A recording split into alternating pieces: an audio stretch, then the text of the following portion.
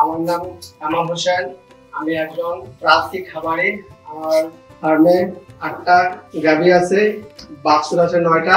বর্তমানে যে ফিডটা খাওয়াইতেছি ফিডটার নাম হলো এসিআই গোদরেজের উন্নতি ক্যাটেল ফিড। অনেক কোম্পানির ফিড আমি খাওয়াইছি। তার মধ্যে আমি যে দুধটা পাইতাম ওই সময় 55 থেকে 60 লিটার পাঁচতাম আমি।